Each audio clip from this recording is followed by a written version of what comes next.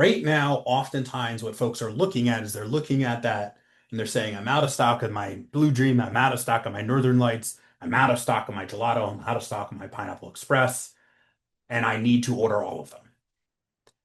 Instead, what you need to be asking and you need to be looking at is how are the customers coming into the store deciding what to purchase?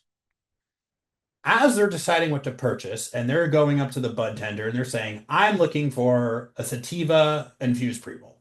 I'm looking for your best Jeters, right? So, Jeters definitely some brand fans. I'm always ordering the baby Jeter XLs. The reality is every single time that customer comes into the store, since you have different strains, they don't really have that much strain preference, right? Every once in a while, you'll get the connoisseur who's only coming in for the turtle pie.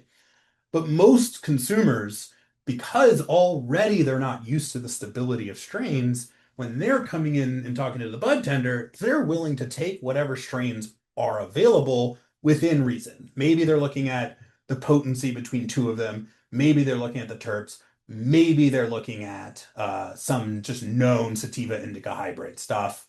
And the bud tender's not giving them, hey, we have 15 different strains to choose from. The bud tender's just telling them, here's the sativa, here's the indica, here's the hybrid, here's the highest potency one overall. And so what you need to make sure that you're ordering is at that level, at the level of that product line overall, as opposed to looking at every single strain as it's going out of stock and trying to reorder all of them.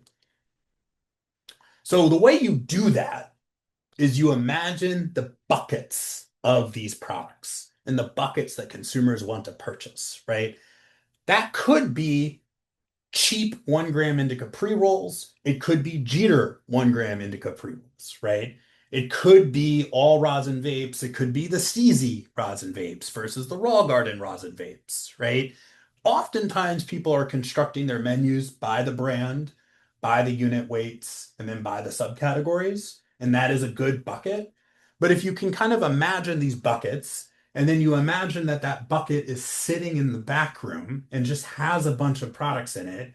And every time you're running out of stock in the front of house, someone's going into the back room, they're just putting their hand in, pulling it out, and just making sure they have it up into the front of house. Oftentimes, just like an indica sativa hybrid at whatever the product line is. What you want to be stocking is the correct level of that bucket.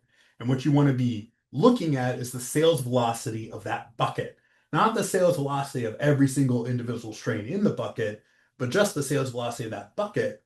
And if you owe the brand money off that bucket and the amount that you sold of that bucket within 30 days, you want to make sure that you sold out the whole bucket within 30 days, right?